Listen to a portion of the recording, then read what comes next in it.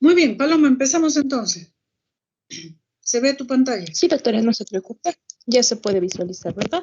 Bueno, compañeros, buenas tardes, doctora. En esta oportunidad voy a exponer el tema de nasoangiofibroma. Bueno, nasoangiofibroma vamos a tratar de desglosar la terminología para entender un poco mejor de qué se trata. Primero, naso viene de nariz, angio de vaso y fibroma de un tumor benigno de naturaleza fibrosa. Entonces, este tumor, como ya estoy indicando, es del tipo benigno. Va a ser mucho más frecuente en varones y más frecuente en los púberes. Como su nombre lo dice, es un tumor, viene de angio, es un tumor sumamente vascularizado y se va a originar a nivel de las arterias esfenopalatinas.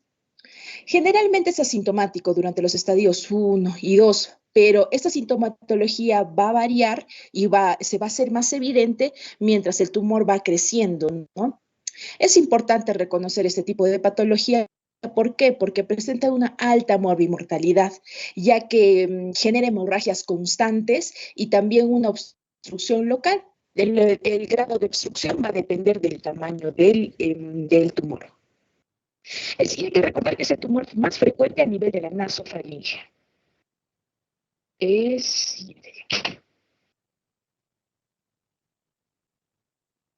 Un segundito, doctora. No sé por qué se me ha colgado. Sí, ya.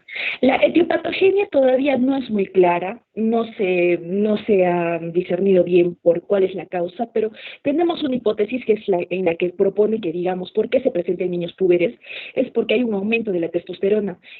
Y entonces este aumento de la testosterona va a ser el que va a estimular un nido fibrovascular que se va a encontrar inactivo durante la niñez. Y con este aumento de la testosterona es que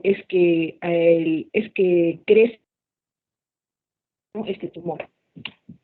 Respecto a la clínica, como podemos evidenciar en las imágenes, la clínica primero es una obstrucción nasal, pero esto va a depender también de en qué grado ya se encuentra la patología.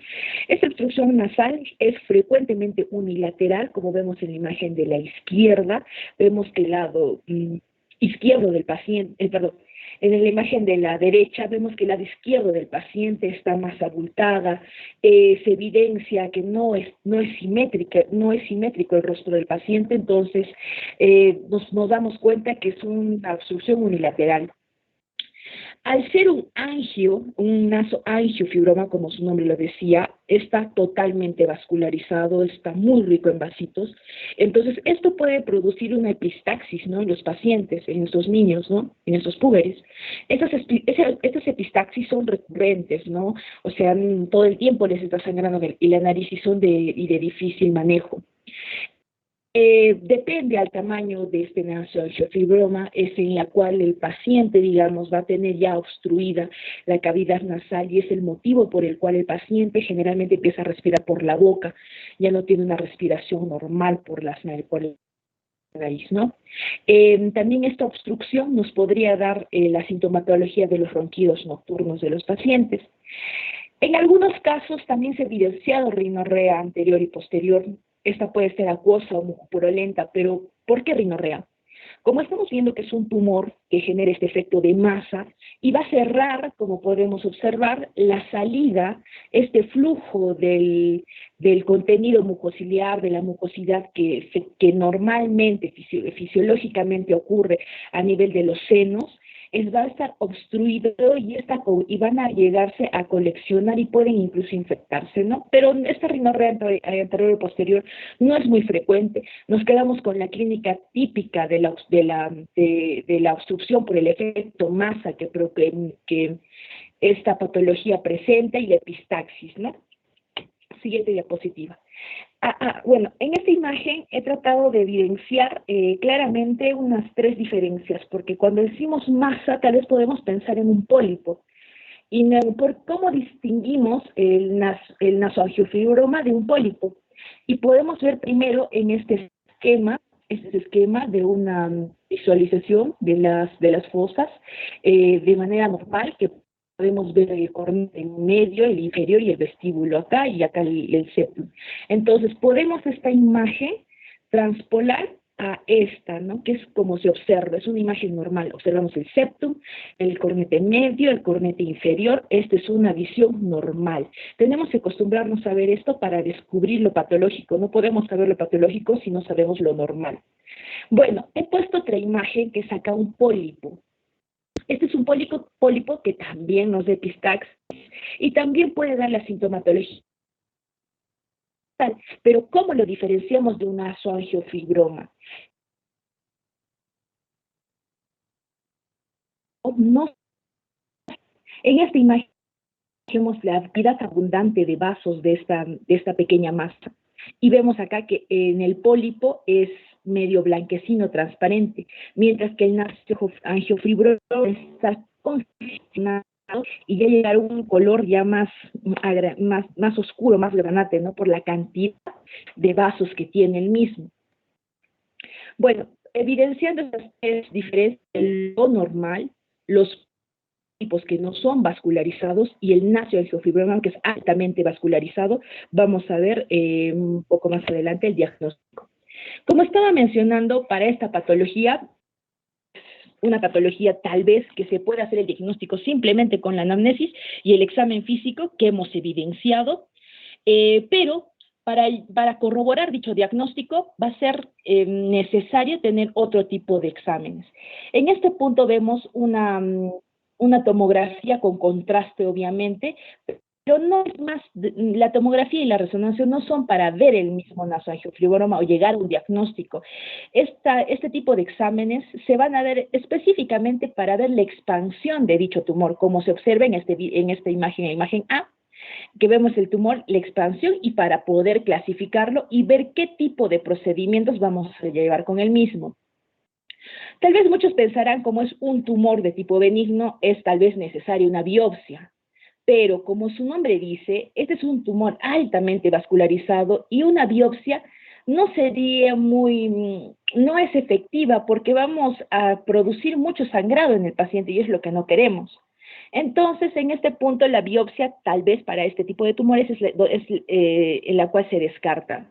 Y es más efectivo la tomografía y la resonancia, pero para estadificar la patología.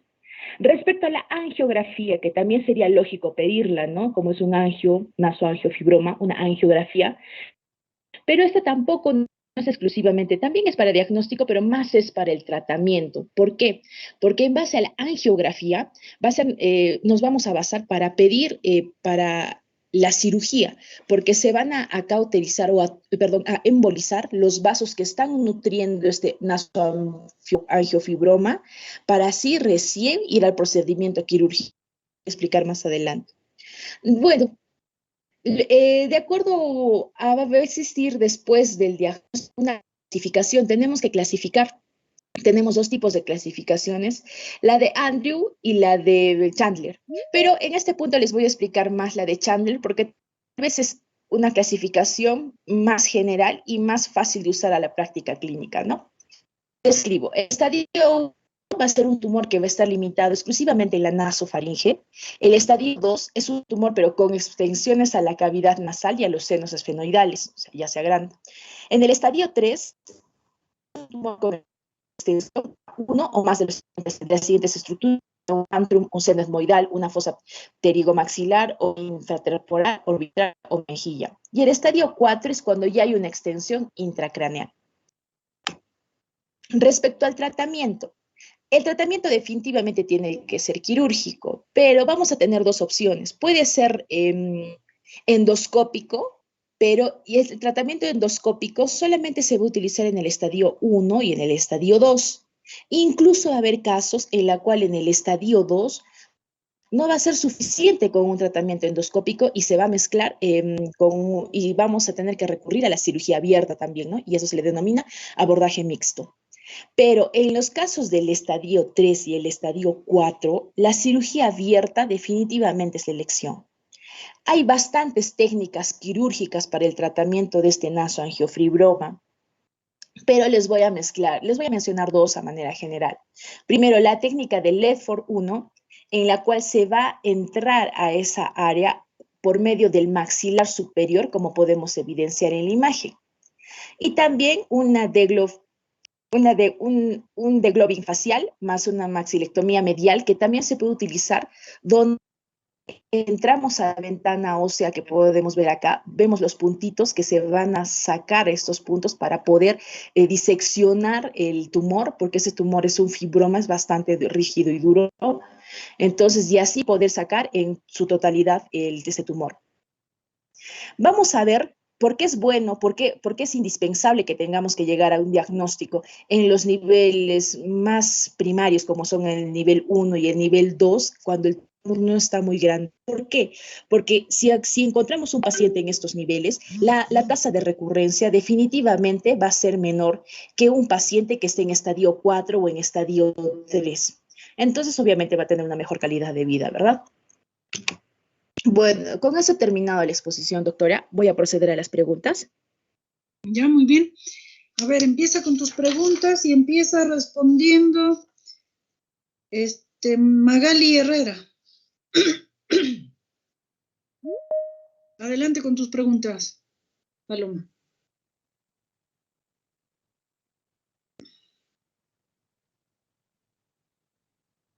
A ver, ¿está Magali? Sí, doctora, presente. Muy bien, ahí tienes la pregunta, léela y responde. Alectoscopía, ¿qué fase da sospecha de un nasoangiofibroma? A ver, por lo que describió la compañera, pienso que es la imagen C. ¿Qué dice Paloma? Sí, doctora, es correcto. La imagen C es la correcta. Bueno, describo. La imagen A nos da más una parotiditis porque está más inferior, ¿no? A nivel del cuello y no hay ninguna relación de deformidades faciales a nivel de la nariz, ¿no? En la imagen B podría ser un absceso dental, pero no se encuentra bastante alejada de la zona nasal. Además, evidenciamos que es una mujer mayor y, bueno, por tecnología no nos daría y la opción C es la correcta. Bien, bueno, devuelve la imagen, por favor. Bueno, según lo que ha revisado vuestra compañera, esa sería lo correcto. Pero recuerden, el nasoangiofibroma se forma atrás en la nasofaringe y que llegue hasta aquí, hasta la nariz, tiene que ser un tumor de mucho tiempo de crecimiento, un tumor muy monstruoso y que sin duda también ha hecho invasión a otras partes. Es poco común ver esto. Lo más común es que uno vea a un paciente relativamente sin deformidades y es la masa que está creciendo atrás, tanto hacia la nariz como hacia el cráneo. Entonces, bueno, tiene alguna relación, pero por cierto, no es lo común ver esto. Lo común es una facies normal aparentemente, pero que tiene esa masa en la nariz. Por cierto, Paloma, ¿cuál es la sintomatología principal para sospechar de un nasoangiofibroma? Obstrucción nasal y epistaxis, doctora. ¿Qué más? Ronquidos nocturnos. La tríada importante, diría yo. Obstrucción nasal, epistaxis y rinorrea, doctora, no, pero que la rinorrea no es frecuente. Ya, está muy bien. A ver, lo vamos a aclarar después de tus preguntas. Sigue con la segunda pregunta y la responde Evelyn Guamán.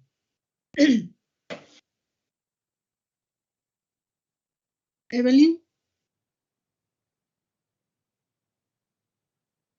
No está, faltó. Mariela Guamán. Presente, doctora. Buenas tardes. ¿Qué tal? Bueno, la pregunta ¿es posible el diagnóstico de la nasoangiofibroma? En este caso sería un paciente de 10 años que presenta epistaxis a repetición y más ronquidos nocturnos, doctora. La B. ¿Qué dice Paloma? Sí, doctora, es correcto. Ya. Y esto iba a lo que te preguntaba antes, ¿no? A la triada básica para sospechar de un nasoangiofibroma. Primero, adolescente masculino, con lo que dijiste, obstrucción nasal progresiva, porque el tumor va creciendo, y epistaxis eventuales, ¿no? y repetidas. Entonces esa sería la triada importante para sospechar de un nasoangiofibroma. Muy bien, siguiente pregunta la responde Yoshimardo. Presente, doctora, buenas tardes. Hola. Responde, responde.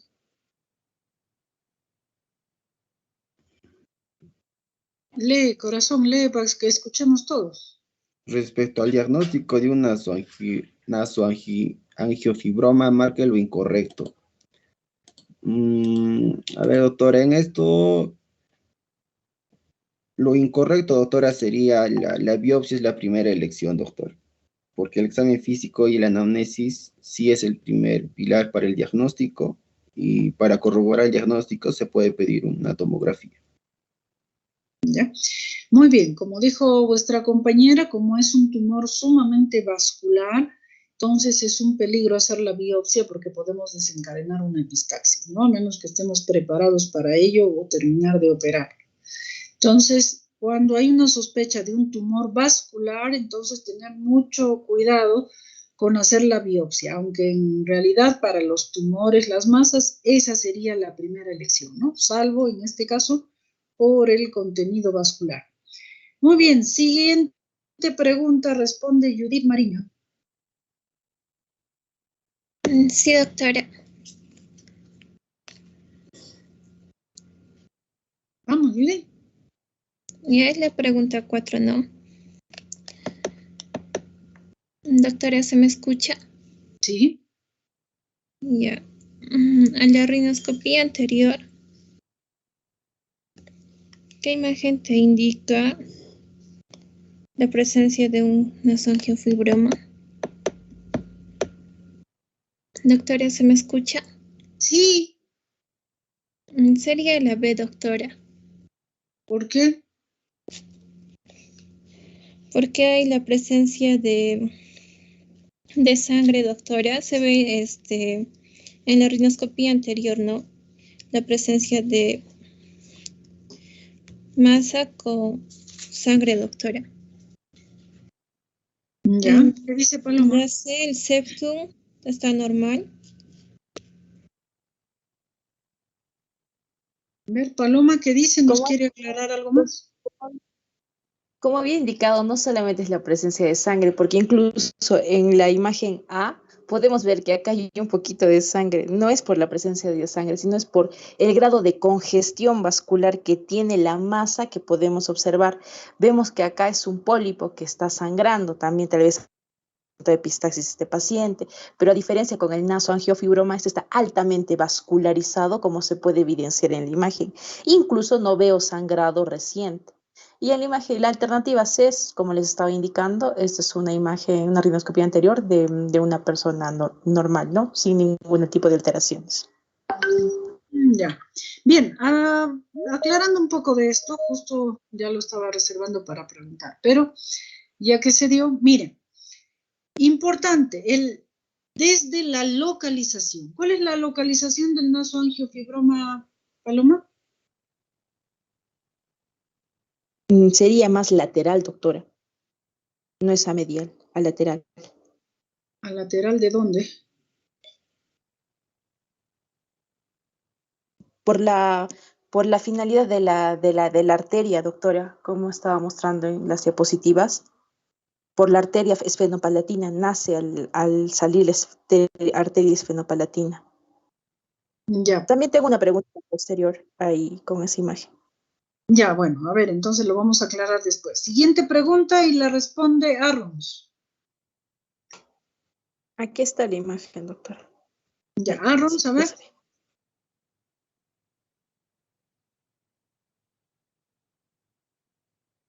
¿Está Arrons? ¿Se me escucha, doctora? Sí. De la siguiente imagen ubica la arteria esfenopalatina. Ay, doctora, está ya señalada, sería la imagen en la D. ¿Qué dice Paloma? Dijo que la D, doctora, es la imagen C, la esfenopalatina, porque la D es el área de Hesselbach. Exacto. Entonces, y Arons, esta figura la hemos mostrado cuando hemos hecho epistaxis, me parece. Entonces, los troncos grandes son el A, B y C, según esa figura. El AB sería el etmoidal anterior, etmoidal posterior, y el C, la esfenopalatina. Y los vasos terminales donde se conjuncionan, y ahí los ves vasos chiquititos, esa es la del área de Kieser. Muy bien, a ver, siguiente pregunta, y responde Alejandra Doris.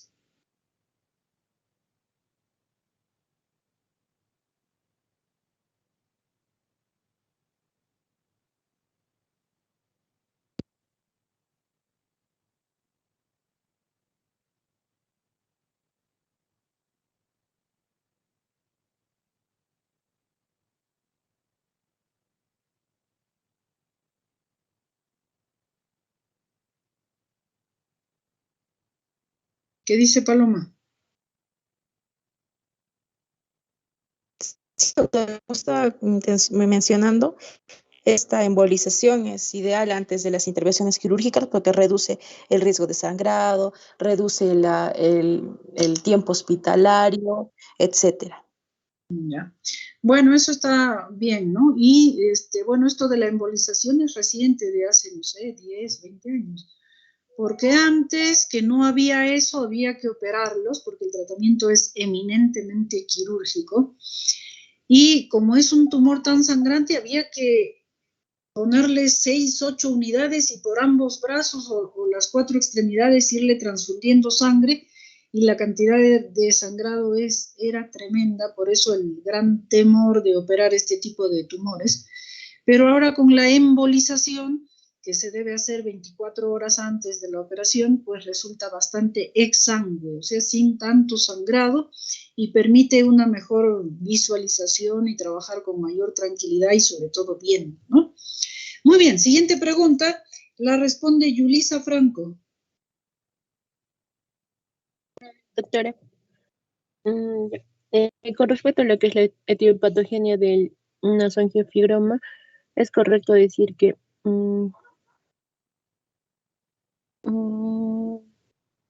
sería la B, doctora, la hipótesis más aceptada indique que se presenta por un aumento de testosterona, ya que esto se asocia más a lo que es, ¿no? Dijo a los adolescentes masculinos. ¿Qué dice Paloma? Sí, doctora, es correcto. Muy bien, siguiente pregunta la responde Tania Figueroa.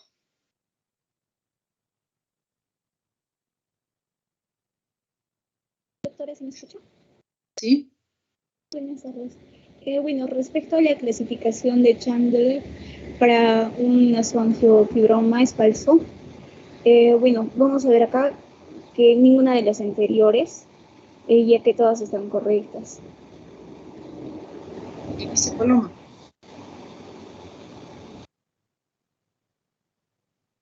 Doctora, no, en este punto todas están falsas, debería ser todas, no NA, yo me he equivocado en poner NA, todas, he puesto NA en vez de poner todas son falsas. Ya, muy bien. Siguiente pregunta la responde Sebastián Fernández. Presente, doctora. Bueno, menciona las tasas de recurrencia después de la resección quirúrgica de un nasoangiofibroma. Dentro de las tasas de recurrencia, doctora, para lo que es el estadio 1 y 2 sería de alrededor de 6 a 7%, y para el 3 y 4, si no me equivoco, era de 40 a 50% aproximadamente. Ya. Siguiente pregunta responde Yandira. Presente, doctora. Mencione 5 características claves en la anamnesis para la sospecha de un nasoangiofibroma. Doctora, dentro de lo que mencionaba mi compañera es que se presentaban en pacientes jóvenes, pacientes varones, que tenían también, ¿no?, dentro de ellos una sintomatología con una epistaxis recurrente y lo que es también presentaban una obstrucción nasal. Esas serían, doctora, las 5 características. Ya, ¿qué dice Paloma? Sí, doctor, es correcto. Llegando más a la tríada que usted indicó, como que los puntos claves para pensar en un diagnóstico como este. Claro, eso es lo que está dividido, ¿no? En concreto, la sospecha importante, masculino, adolescente, con obstrucción nasal progresiva y epistaxis a repetición.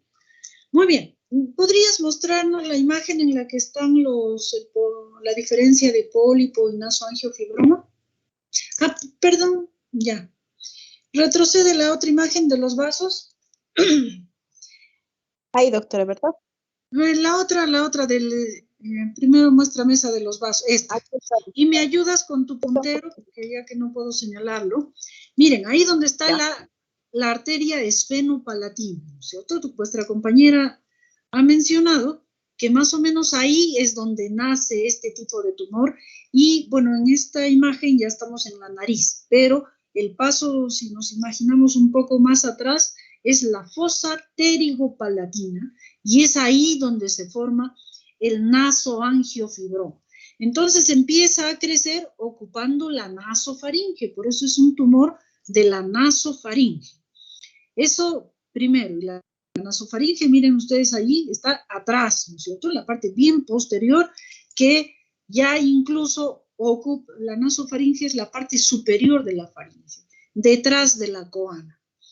Bien, ahora sí muéstrame tu otra imagen, por favor, la que me has mostrado hace un momentito. Allí. Entonces, para tener en cuenta diferencias del nasoangiofibroma fuera de lo que ya hemos mencionado, es su localización. Entonces, el nasoangiofibroma se forma allí en la nasofaringe, que está atrás de la coana, y que de allí va creciendo hacia coana, hacia seno maxilar o hacia arriba. Entonces, su localización es nasofaringe. El pólipo de la figura A que ha mostrado vuestra compañera, los pólipos nasales generalmente se forman a nivel del meato medio, o sea, en la parte media de la nariz, debajo del cornete medio, encima del cornete inferior, donde están los drenajes del etmoidal y del maxilar. Entonces, la localización, miren, uno es casi al medio de la nariz y el otro es atrás en la rinofaringe. Y la tercera figura, yo no la veo muy normal, ese cornete inferior me da la idea de un tejido medio granulomatoso, medio como áspero. Me sugeriría la presencia de un papiloma invertido, que lo vamos a ver enseguida. El papiloma invertido generalmente se localiza, aparece allí en la pared lateral del seno, que puede ser los cornetes inferior en su mayor parte. Entonces, en cuanto a localización, ahí tienen las diferencias de cada uno de ellos.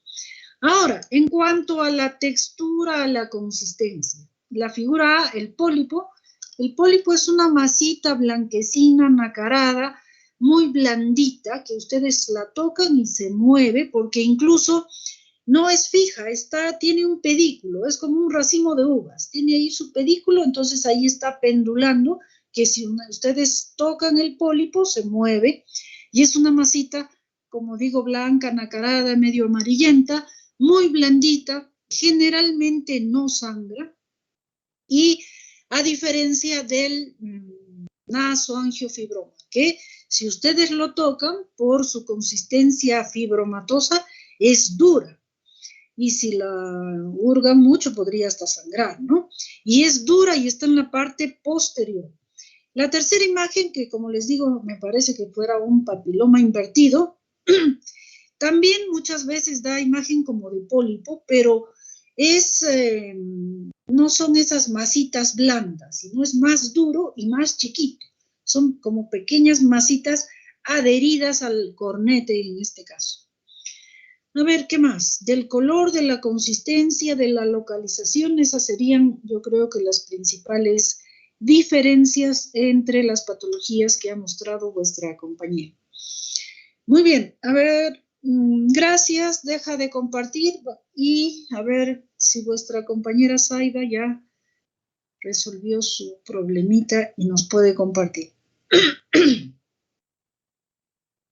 Sí, doctora, ¿se ve? Sí, ¿verdad? Ya, creo que sí. Ya listo. Buenas tardes, doctora, compañeros. Hoy día les voy a exponer acerca de infecciones fúngicas nasofaringias. Bueno, primero vamos a ir por lo que es la rinosporidiosis, que es causado por el agente Rhinosporidium severi. Es una enfermedad granulomatosa crónica. Esta es una infección de la mucosa de la nariz en un 70% de los casos, que puede diseminarse a ojos, oídos, laringe y de modo ocasional a genitales y piel. Esto se caracteriza por los pólipos friables, como vemos aquí en la imagen, y vascularizados, que pueden estar sésiles o pediculados. Los síntomas van a variar, pueden presentar rinorrea, epistaxis u obstrucción nasal progresiva. Presentan también una rinitis inespecífica, en el caso presenten pápulas planas o pedunculadas, algunas masas globoides o polipoides en las narinas y también la presencia de hemorragias, ¿no? Ya que está bien vascularizada. Las zonas en las que pueda presentarse esta infección es endémica de la India y de Sri Lanka. Hay brotes esporádicos en México y en Sudamérica. El mecanismo de transmisión principal es por la inmersión en aguas contaminadas, a la transmisión directa o a través de animales domésticos como perros o gatos. Son aquellas personas que, digamos, practican lo que es la agricultura, la pesca artesanal o el buceo, ¿no? Como podemos ver aquí. El factor predisponente va a ser que presente traumatismos, ¿no? Porque va a ser el método de entrada de este microorganismo. Es común en niños y adultos jóvenes de 10 a 40 años y predomina en varones, ¿no? Sobre todo porque ellos realizan la mayoría de estas actividades. Una proporción de 4:1 con mujeres. El diagnóstico principal aquí va a ser la citología de frotis del sitio de la lesión o la biopsia, ¿no? En un aspecto macroscópico vamos a ver relieves blancos, grisáceos, que son los esporangios, ¿no? Como podemos ver aquí, así pequeñitos. Y microscópicamente podemos ver infiltrados inflamatorios crónicos, linfocitos, células gigantes multinucleadas y plasmáticas. Y aquí, ¿no? Vemos los esporangios voluminosos, que es el hallazgo característico. Estos de aquí, estos, que son las células, ¿no? Que contienen las esporas. Y también pueden presentar membranas gruesas quitinosas aquí alrededor. El tratamiento definitivo es la resección quirúrgica de la lesión. La persona se le puede administrar antimonio pentavalente, la anfotericina, ¿no? Y también en raras veces tiende a recidivar, ya que, digamos, su extirpación no fue completa. Otra patología es la mucormicosis, causada por el hongo ficomiceto de varios géneros, ¿no? El Rhizopus, el mucor o el Apsidia. Estos son oblicuos del mojo, del pan y las frutas. De forma ocasional habitan en formas saprófitas en las vías respiratorias o en el tracto gastrointestinal. Esta es una infección micótica de presentación aguda y puede causar trombosis vascular o embolización micótica, que es lo característico de este cuadro, ¿no? Porque hay invasión de paredes y de la luz de los vasos sanguíneos. Se va a relacionar con una supresión inmunológica, algunos pacientes con acidosis metabólica o que estén con deshidratación severa, ¿no? Y también aquellos que tengan diabetes mellitus no controlada, leucemias, linfomas, quemaduras extensas, nefropatías, etcétera, ¿no? Todo lo que baje sus defensas. En la forma clínica, la afectación principal va a ser rinocerebral, que es la más frecuente y a la vez la más agresiva, ya que va a afectar a las zonas paranasales, algunas zonas del paladar, quizás la zona retroorbitaria, ¿no? Como vemos aquí, el hueso temporal, las meninges, que podrían complicarse en meningitis, o inclusive las trombosis que pueden dar infartos cerebrales, ¿no? Los signos y los síntomas varían, pueden presentar letargo, cefalea, obviamente disminución de la agudeza visual, la proptosis, una celulitis periorbitaria, ¿no? Por complicación de los abscesos, la afectación de algunos pares craneales, quizás no va a haber una dilatación pupilar o no va a haber una miosis o una midriasis, ¿no? Y puede haber la oftalmoplegia. Entonces hay una destrucción irregular de las paredes óseas de los senos paranasales, como vemos aquí. Puede ser de afectación cutánea o también orbitaria, que se puede complicar en las memillas. Acá vamos a ver una afectación, ¿no?, de la mucormicosis, y acá se nota la afectación de la piel de la mejilla, una deformidad facial, ¿no? Y este es un cuadro crónico que necesita un tratamiento quirúrgico. La segunda afectación va a ser pulmonar. Aquí vamos a ver que va a haber un antecedente de infección de las vías respiratorias superiores, ¿no?, por inhalación de esporas. Y puede ser una infección crónica durante meses. El paciente puede presentar bronquitis, bronconeumonía, abscesos pulmonares, infartos pulmonares o trombosis. El diagnóstico principal va a ser la biopsia, ¿no?, de las lesiones de aquí del paladar, de la mucosa nasal, de la piel. Y en el microscopio vamos a ver una inflamación intensa, también las hifas grandes, como podemos ver aquí, anchas, ramificantes y no tabicadas, ¿no? Y se pueden observar con la tinción PAS. El tratamiento van a ser los antimicóticos sistémicos, ¿no?, ya que esto es de afectación general, el desbridamiento quirúrgico radical y control de la enfermedad subyacente, las infecciones, ¿no?, y la anfotericina B, que se tiene que incrementar en estos pacientes hasta una dosis de 2 a 4. Hay que siempre controlar la toxicidad de este fármaco, ¿no?, porque puede afectar, es nefrotóxico. Otra enfermedad es la aspergilosis. En este caso es el hongo oportunista Aspergillus fumigatus o el Aspergillus labus. Aquí va a haber lesiones inflamatorias en la piel y granulomatosas en la nariz, ¿no?, senos paranasales, pulmones, entre otros, ¿no?, que se puede diseminar. Se relaciona a personas que tengan depresión del sistema inmunológico, pero también se puede presentar en personas sanas, ya que este hongo puede penetrar en los senos paranasales, sobre todo en los maxilares, como vemos aquí en la imagen, por vía aérea, ¿no? Y va a desencadenar una reacción de hipersensibilidad tipo 1 y tipo 3, y va a haber valores elevados de lo que son las inmunoglobulinas tipo E y tipo G. Y acá podemos ver, ¿no?, esta lesión en una visión endoscópica del seno maxilar que se ha afectado por este hongo oportunista. Entonces va a haber 3 tipos clínicos aquí: la no invasiva, que digamos es de curación espontánea y se asemeja a una sinusitis bacteriana. La invasiva con la producción del aspergiloma, que es este que estábamos viendo, ¿no?, en la visión endoscópica. Y 3 es la aspergilosis fulminante. Aquí ya va a haber osteólisis localizada en la pared, sobre todo en lo que es en la pared lateral del antro maxilar, ¿no? Los síntomas varían: personas con estornudos, dolor nasal, epistaxis, edemas, descarga nasal, rinorrea abundante, puede haber pus o sangre, ¿no?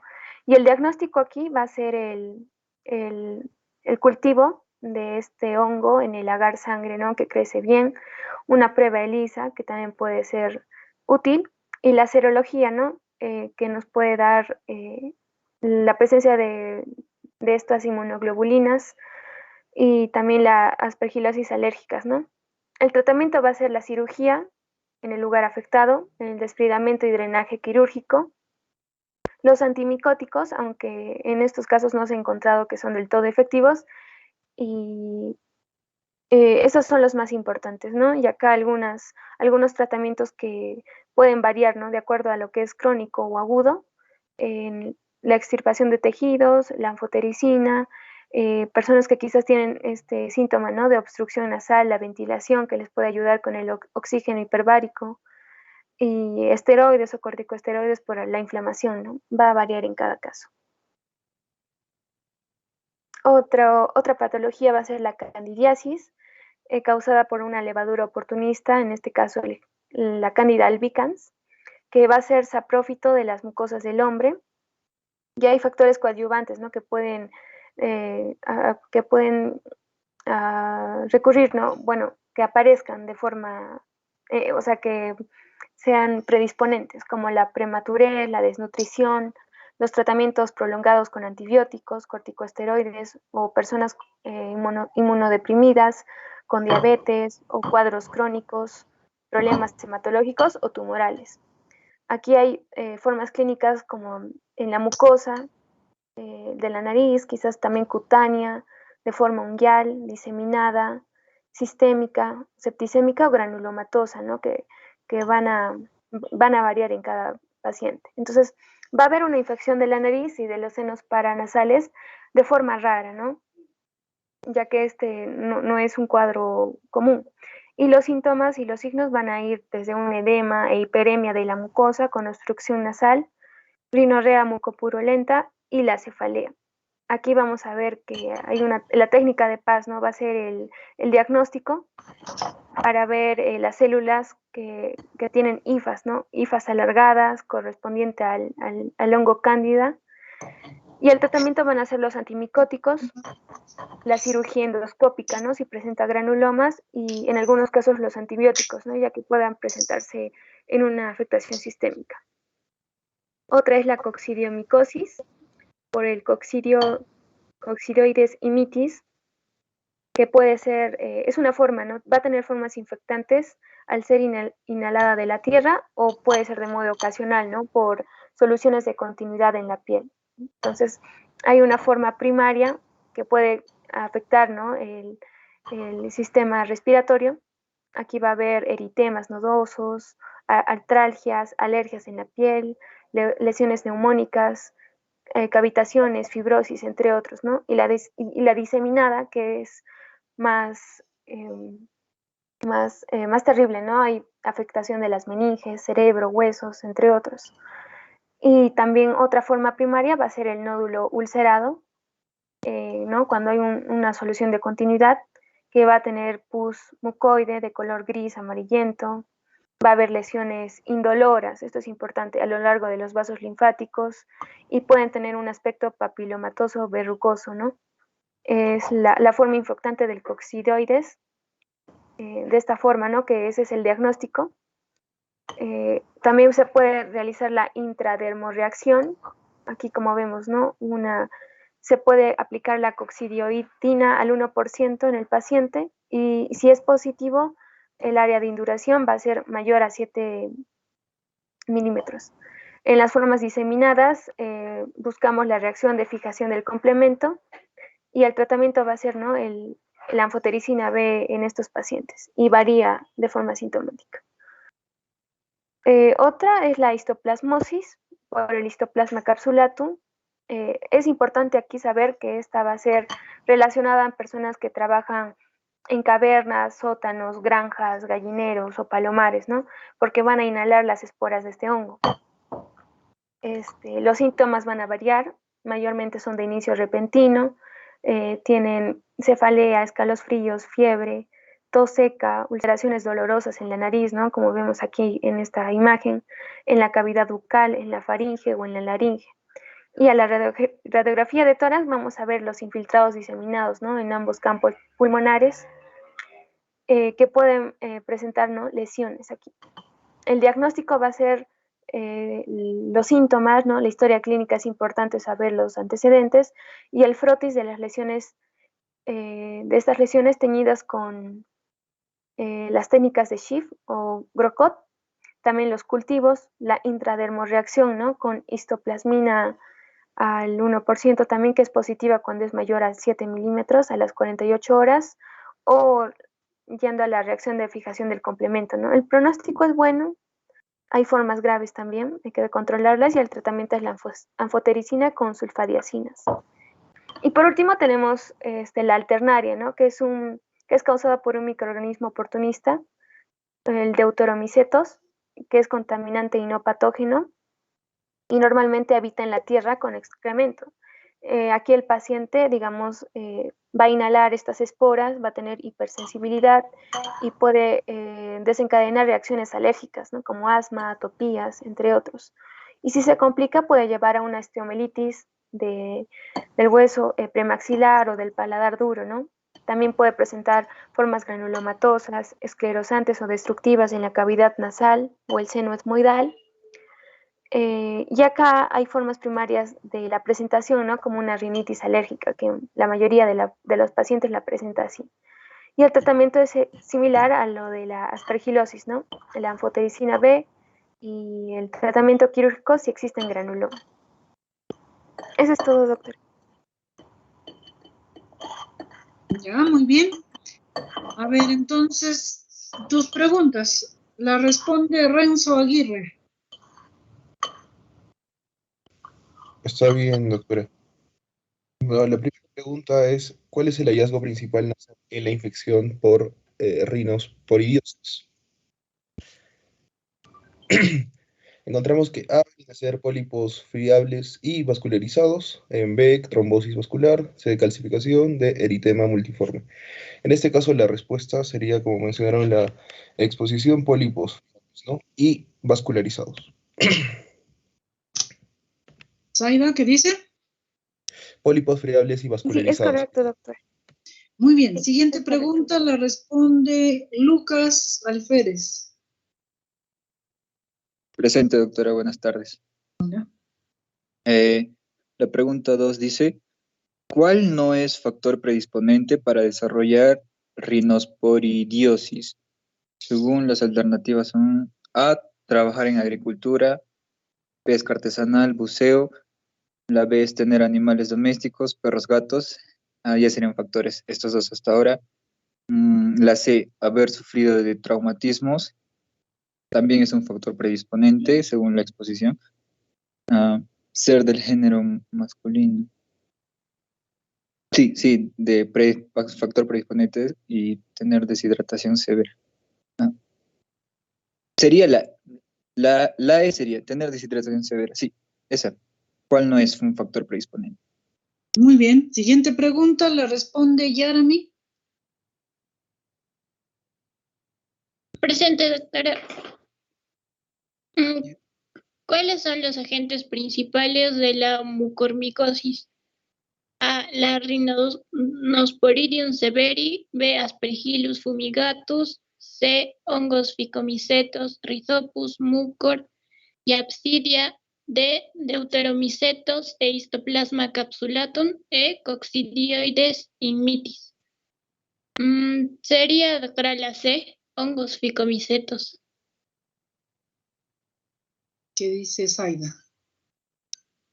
Sí, doctora, son los hongos Phycomycetos, que dijimos que eran de 3 géneros, ¿no? Los principales, Rhizopus, mucor y Absidia. Muy bien, siguiente pregunta, Waldir. Responde.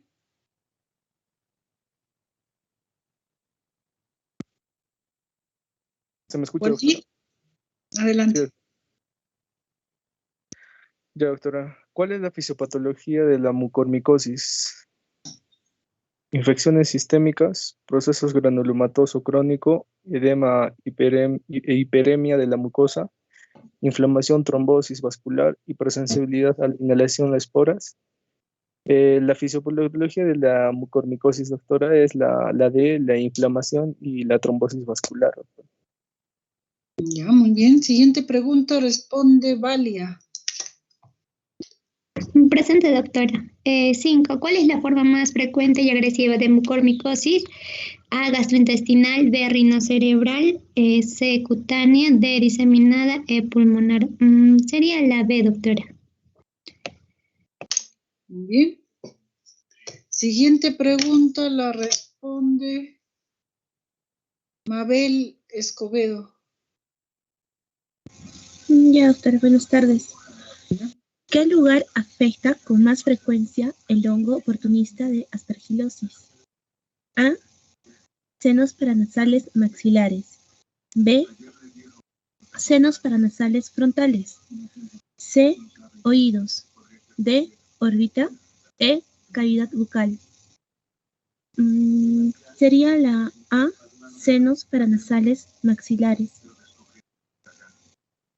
Ya, ¿qué dice Zaida? Sí, correcto, doctora. Es el lugar que más afecta. Bueno, pero si le pones oídos, yo diría que oídos es más frecuente que senos maxilares. Pero bueno, seguimos. De todas formas, a nivel nasosinusal, el seno maxilar. Pero si le pones oído, es más frecuente oído. Muy bien, seguimos. Siguiente pregunta responde Carmen Paola. Carmen Paula. Sí, doctora. ¿Cuál no es la relación correcta de las formas clínicas de aspergilosis? A, no invasiva, curación espontánea. B, invasiva, aspergiloma. C. Fulminante, multisistémica, osteólisis. Y D. No invasiva, aspergiloma. Sería, doctora, la D. No invasiva, aspergiloma. Ya. Muy bien, siguiente pregunta la responde José Núñez del Prado. María José. María José. Sí, doctora. ¿Me escucha? Sí. ¿Cuál es el ambiente más propenso para adquirir Histoplasma capsulatum? Cavernas, sótanos, granjas, gallineros, palomares. B, mercado del pan y frutas. Buceo, natación. Y huerto o plantas de polen.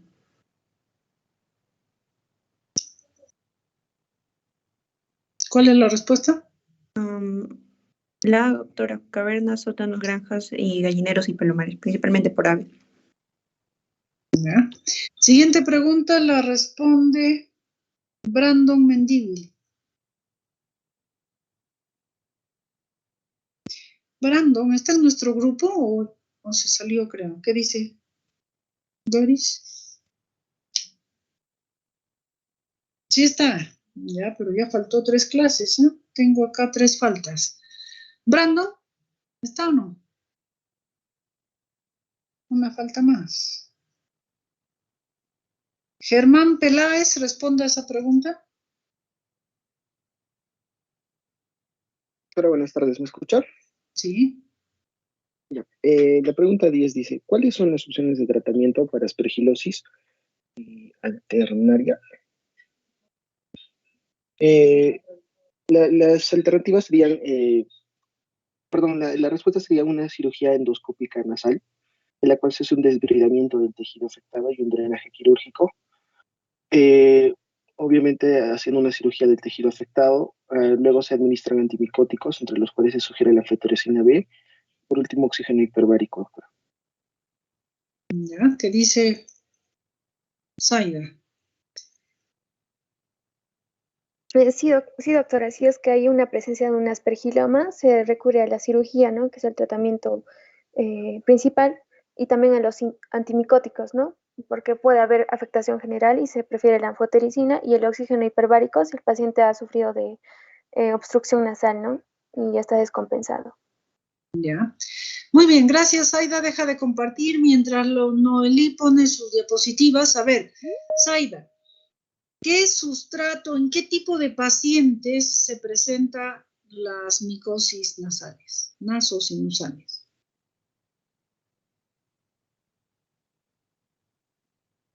Bueno, doctora, decíamos que la mayoría de estas patologías en pacientes que están inmunosuprimidos, ¿no?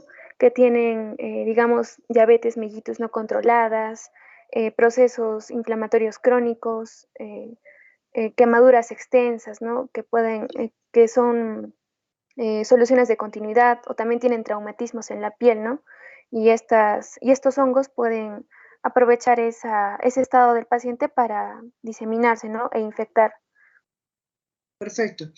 Noelí, ve poniendo tus diapositivas. Bien, como dice vuestra compañera, un aspecto muy importante cuando ustedes sospechen de una micosis o si la demuestran, es buscar un sustrato de inmunosupresión. Entonces, con todo lo que ha mencionado, una diabetes descompensada, SIDA, algún tipo de cáncer, linfomas, etcétera, que dan un sustrato de inmunodeficiencia, porque estos hongos no afectan normalmente a una persona con un sistema inmunológico competente. Muy bien, Noelí, adelante. Doctora, buenas tardes. Compañeros, buenas tardes. Doctora, ¿me escucha? Sí. Ya, en esta oportunidad vamos a hablar acerca de la patología tumoral maligna nasal. Recordemos antes que es un tumor, ¿no? El tumor va a ser un crecimiento desorganizado de un carácter benigno o maligno de las células de un tejido determinado, ¿no? Y va a ser el aumento del volumen, del tamaño localizado. La siguiente, por favor. Bien, la siguiente, por favor. Bien, entonces vamos a ver, como ya lo mencionó antes mi compañera, bueno, vamos a ver lo que es la clasificación de los tumores. Esto va a ser el crecimiento desorganizado, dentro de esos pueden estar los benignos y los malignos, y también el aumento de tamaño localizado, que dentro de estos pueden estar quistes y otras tumoraciones. La siguiente, por favor. Vamos a ver, propiamente hablando, acerca de los tumores malignos de la nariz. Vamos a ver que estos van a afectar a la pirámide nasal, por decirlo así, ¿no? Van a afectar a la piel de la pirámide nasal de la nariz, pero más adelante también vamos a ver que van a afectar a las fosas nasales, a los senos paranasales, que les iré explicando brevemente. Vamos a ver que los tumores malignos de la nariz o nasales, los más frecuentes van a ser el vaso celular, el carcinoma epidermoide y el melanoma. Dentro de la etiología, vamos a ver que esto puede estar ocasionado por una exposición ocupacional al inhalar polvos, ¿no? Cuando una persona tal vez trabaja, está expuesto a polvos como por ejemplo el níquel, o tal vez los curtidos, el cuero, las pilas alcalinas, cromo, el aluminio, el polvo de madera y de cuero. Pero recordemos que, bueno, la siguiente, por favor. ¿Me escuchan? Ya. Entonces vamos a seguir viendo que también va a ser el tabaco, va a ser la exposición viral, pero recordemos que dentro del primer ítem, donde dice exposición a ciertas sustancias, vamos a recordar que el polvo de madera y el polvo de cuero, estos dos últimos van a estar más asociados con un adenocarcinoma. Y también en cuanto a cuando vamos a ver la exposición viral, vamos a ver que el virus de papiloma humano va a influenciar también, ¿no? Dentro de esto, los subtipos que vamos a tomar en cuenta es el 6, el 11, el 16 y 18, ¿no? Porque estos han detectado tanto en carcinomas escamosos como en no queratinizantes, ¿no? Estos son tumores de células cilíndricas. La siguiente, por favor. Bien, vamos a ver aquí en esta imagen, vamos a ver en esta diapositiva, más que todo, hablando ya de los carcinomas propiamente, vamos a ver el carcinoma vasocelular. Este va a ser la forma más frecuente de tumor maligno cutáneo. Como podemos observar en la imagen, exclusivamente, ¿no? En la pirámide nasal podemos observar, aparentemente está se podría decir, ¿no?, que es regular, pero si observamos bien la imagen, de todo la imagen no está tan regular, ¿no? Y los factores de riesgo, vamos a ver que va a ser una piel clara, las personas que tienen piel clara van a estar más expuestas, una exposición solar. La edad, según la teoría, nos dice que puede ser entre 40 y 70 años. También aquellas personas que se han sometido a radioterapias muy seguidas, sobre todo los niños, una inmunodepresión y genéticos, ¿no?, como el síndrome de Gorlin. Este síndrome de Gorlin va a ser un trastorno hereditario autosómico dominante y que va a predisponer sobre todo a la proliferación de los tumores, como en este caso el carcinoma vasocelular, también los queratoquistes maxilares, eso más que todo, ¿no? Y la siguiente, por favor. Bien, vamos a ver que dentro de la sintomatología vamos a encontrar que va a ocupar el 25% de la pirámide nasal, como podemos observar en la imagen. Vamos a ver que va a ser un crecimiento lento. Va a haber también una pápula roja blanquecina. Puede haber úlceras, ¿no?, como podemos observar en la imagen izquierda, que esta lesión está ulcerada. Localmente destructivos, o sea, estos van a estar avanzando, van a ir destruyendo lo que es tejido y va a ser una metástasis, pero más que todo en un 0,1%. Dentro del diagnóstico vamos a ver, vamos a guiarnos por el aspecto un aspecto clínico. Se tiene que hacer una extracción, ¿no?, una exéresis biópsica y un estudio anatomopatológico. Podemos observar en esta imagen, en la fosa izquierda, cómo va creciendo también, ¿no? Si bien es cierto, está en la pirámide nasal, pero también acá podemos observar que ha invadido ya la fosa nasal izquierda, ¿no? Y dentro del tratamiento vamos a ver que más que todo va a haber una decisión quirúrgica y podría haber una cura de un 95%, ¿no? La siguiente, por favor. Bien, dentro del carcinoma epidermoide o también llamado espinocelular, vamos a ver que más que todo va a estar, los queratinocitos atípicos se van a proliferar hacia la dermis y eso es lo que nos va a provocar, ¿no? No es que nos provoca, perdón, sino que esa va a ser una caracterización de este carcinoma. Va a ser el segundo en frecuencia y va a tener una capacidad infiltrativa, ¿no? Va a infiltrar tejidos, como podemos observar en esta imagen, podemos ver, ¿no? Cómo está yéndose también, si lo podemos llamar acá, hacia los pómulos, podemos observar aquí, y va a haber también metástasis, ¿no? Dentro de los factores de riesgo, vamos a ver que aquellas personas que se han expuesto mucho al sol, una radiodermitis crónica también, aquellas personas que se han irradiado varias veces tal vez, cicatrices por quemaduras o úlceras crónicas, el virus de papiloma humano, una queratinosis actínica y la enfermedad de Bowman, ¿no? Esta enfermedad de Bowman, más que todo, también llamado carcinoma escamocelular in situ, va a ser la forma más temprana de este cáncer. Y este tipo se podría decir que no se propaga, bueno, sí se propaga, ¿no? A tejidos cercanos, como lo hemos estado observando. La siguiente, por favor. Bien, aquí vamos a observar lo que es la anatomía patológica, ¿no? Vamos a observar dos imágenes. La imagen de la izquierda nos dice que esta imagen, a comparación de la derecha, está bien diferenciada. ¿Qué quiere decir esto? Que se va a observar los globos córneos, como podemos observar en la imagen, va a haber una queratinización frecuente. En cambio, en la indiferenciada vamos a ver que va a haber células de diferentes formas, ¿no? Y va a haber mucha división celular y no va a haber presencia de queratinización. Y eso nos tiene que llamar la atención, ¿no? Para poder descartar este tipo de cáncer epidermoide. Dentro de la sintomatología y la exploración vamos a ver que va a haber úlceras con bordes indurados.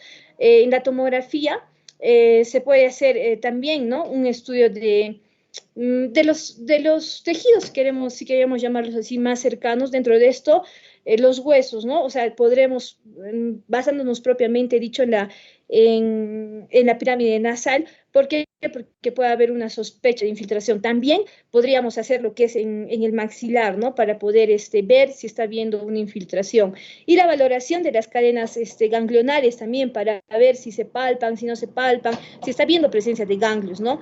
Dentro del diagnóstico, esto va a ser con una biopsia, y dentro del tratamiento va a ser un tratamiento quirúrgico y también el vaciamiento ganglionar, ¿no? ¿Para qué? Para, en el caso si se va a palpar los ganglios, ¿no? La siguiente, por favor. Bien, dentro del melanoma maligno, vamos a ver que va a ser un tumor cutáneo mucoso, ¿no? Que se va a desarrollar a partir de los melanocitos, y esta va a ser una neoformación muy agresiva. Va a ser muy rápida, ¿no? Por eso es su denominación.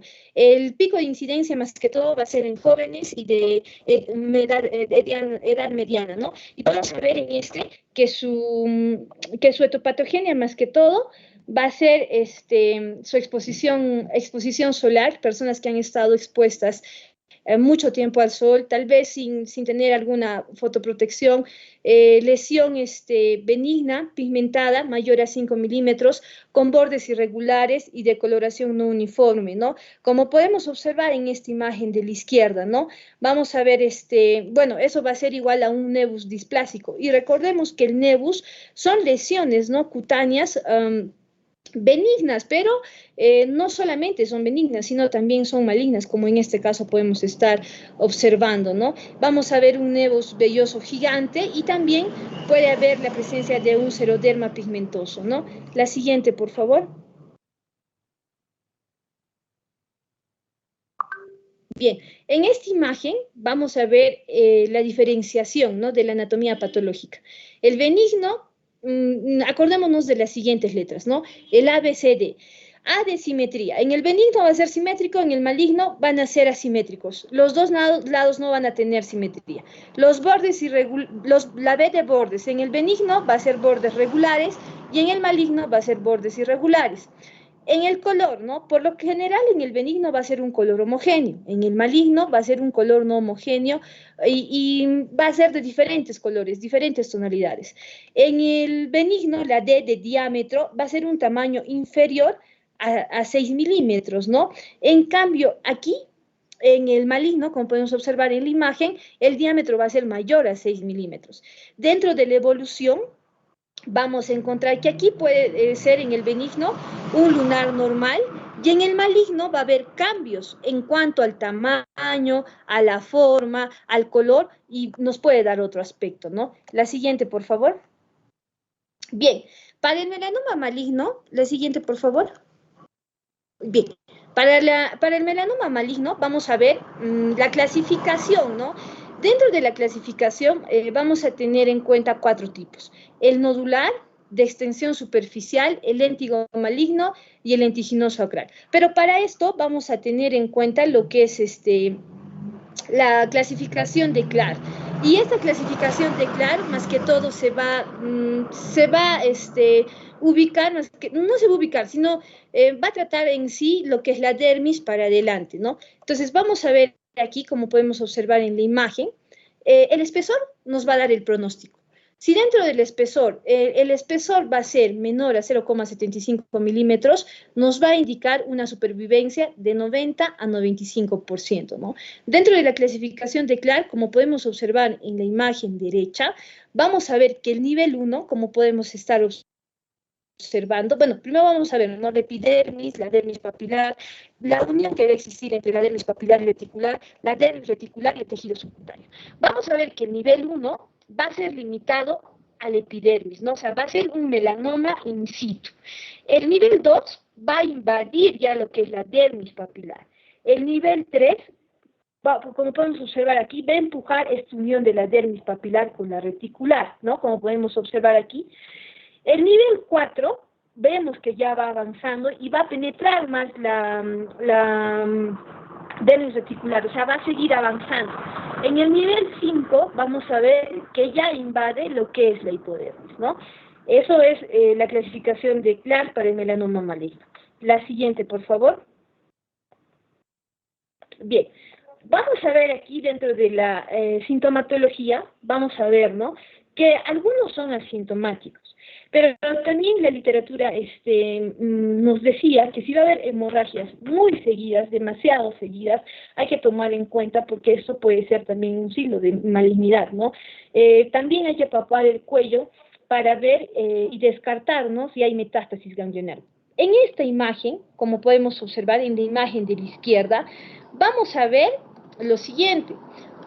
A esto es una endoscopía nasal anterior de la cavidad nasal izquierda, ¿no? Que va a mostrar lo que es la ocupación del tumor, como podemos ver aquí, ¿no? La ocupación por una tumoración asimétrica. Si vemos ahí ese tumor, no es nada asimétrico, ¿no? Es asimétrica de bordes irregulares, de coloración media morada, violácea. Y según lo que nos menciona la teoría es que más o menos calculan entre 4 centímetros y vamos a ver en la parte inferior una rinorea purulenta, ¿no? Entonces esto nos debe de llamar la atención y aparte también, si observamos bien la imagen, va a haber una desviación septal a la derecha. Entonces vamos a ver eso en esta imagen, ¿no? En cuanto al diagnóstico, también lo que nos menciona la literatura es que es una exéresis, o sea, sacar completamente, ¿no? Y en cuanto al tratamiento es quirúrgico, bueno, también en el diagnóstico se va a hacer una biopsia, el tratamiento va a ser quirúrgico y una radioterapia postoperatoria, ¿no? Bueno, en esta imagen de la derecha podemos observar, ¿no? Que se ha sometido a tratamiento y que ha habido una recidiva, ¿no? La siguiente, por favor. Ya, dentro hablando de los tumores malignos nasales, más amplio, vamos a ver que va a ser menor al 1%. Dentro de sus características de expansión, vamos a ver que se puede expandir de la fosa nasal hacia los senos etmoidales, ¿no? O sea, si podemos observar la imagen, más o menos nos hacemos una idea de cómo se va a expandir los tumores, ¿no? Y también a los senos maxilares. La proximidad al cráneo y a la órbita nos va a dar signos de mal pronóstico.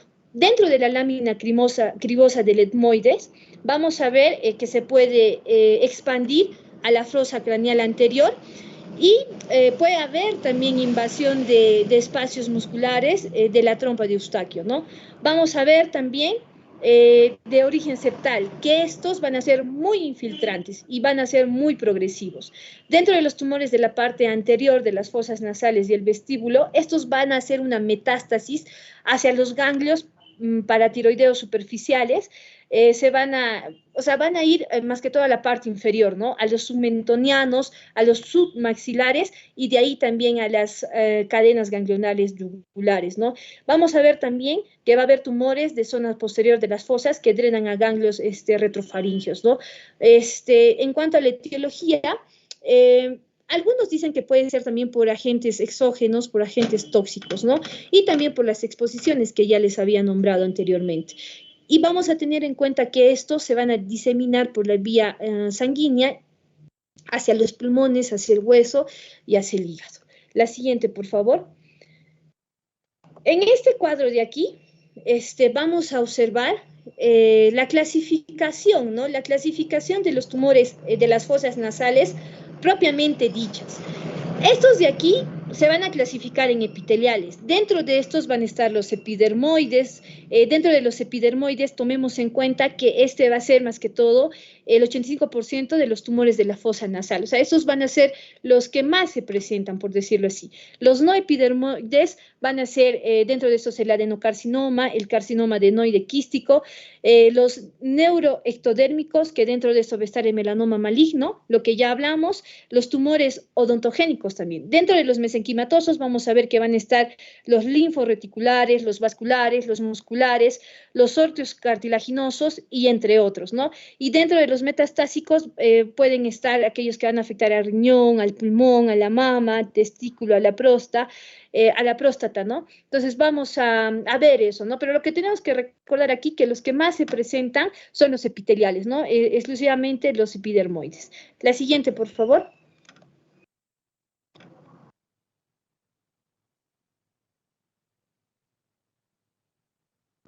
Bien, dentro de la sintomatología, vamos a ver aquí que va a haber una obstrucción nasal, va a haber una epistaxis, ¿no? Una rinorrea serosa o mucopurulenta y también fétida, ¿no? También vamos a ver que va a haber una hiposmia, cacosmia también, ¿no? Y también va a haber dolores, ¿no? Dolores a nivel de la cara, si lo queremos llamar así. Y después vamos a ver que puede ser al inicio unilateral y después esto va a ir progresando, ¿no? Vamos a ver que dentro de la clínica extrasinusal puede haber una invasión orbitaria, puede haber una implicación del quinto par craneal, de la segunda rama, o sea, estaríamos hablando de la rama mandibular, va a afectar, ¿no? A esa zona, va a haber una invasión del suelo de la fosa y también va a haber una deformidad facial, ¿no? Vamos a ver también que dentro de la exploración clínica, como podemos observar en esta imagen, vamos a ver que se tiene que tomar en cuenta la exploración de la cavidad oral, una rinoscopía, ¿no? Vamos a ver si hay presencia de masa, si esta masa tal vez es congestiva, si está hipervascularizada, qué forma tiene. Vamos a ver también dentro del examen endoscópico, eso nos va a ayudar para ver para ver, ¿no? De mejor manera y también se puede hacer una biopsia. Como podemos observar en esta imagen de aquí, vamos a ver que esa masa, si lo podemos llamar así, es una visión endoscópica de la tumoración en la fosa nasal izquierda y vemos que esa masa ha invadido, ¿no? Ha invadido toda la fosa. En cuanto al diagnóstico por imagen, vamos a ver que va a ser unilateral y como les digo, ¿no? Después va a ir progresando poco a poco. En esta imagen de la derecha podemos ver una masa sólida que va a ocupar gran parte de la fosa nasal izquierda, ¿no? Y aquí vamos a ver que como que si estuviese habiendo un reemplazo de la estructura de los cornetes medio e inferior, porque va a haber como un abombamiento, ¿no? Como podemos, y si ustedes se notan, hacia la parte anterior, ¿no? Un abombamiento que va a remodelar el tabique nasal, pero sin destruirlo, si lo queremos llamar así, ¿no? La siguiente, por favor. Bien, dentro de los tumores epiteliales, la siguiente, vamos a hablar de los carcinomas epidermoides, ¿no? Este carcinoma epidermoide, más que todo, va a ser de un epitelio cilíndrico ciliado, ¿no? Células cúbicas atípicas, y va a haber una metástasis hacia el área submaxilar y hacia el área yugulocarotidia, ¿no? Como podemos observar en esta imagen de la derecha, vamos a ver aquí más que todo vemos, ¿no? Que este es un paciente ya mayor y presenta lo que es un carcinoma epidermoide. Aquí vamos a ver, en la imagen A, vamos a ver una amputación nasal, ¿no? Y después de someterse al tratamiento, todo eso, vamos a ver que va a haber una reconstrucción nasal total. Y en la imagen C vamos a ver que va a ser una recidiva tumoral, ¿no? Posoperatoria.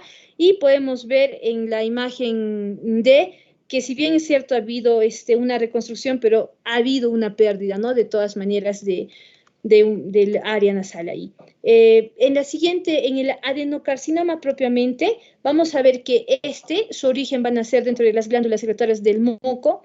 El carácter va a ser muy agresivo. ¿Por qué? Porque el crecimiento va a ser muy rápido hacia el seno maxilar o también hacia el seno etmoidal. Y va a presentar un crecimiento sobre el suelo de la fosa nasal y también va a haber un abombamiento del paladar óseo, ¿no? Vamos a ver que su tratamiento es quirúrgico. Vamos a observar en la imagen, como podemos observar ahí, vamos a observar ahí en la imagen superior, donde dice A, vamos a ver las células columnares, ¿no? Que van a estar con núcleos regulares, ovales, situados en la porción basal, ¿no? Y después vamos a ver en la imagen B el gran aumento, ¿no? Cómo va creciendo eso. La siguiente, por favor.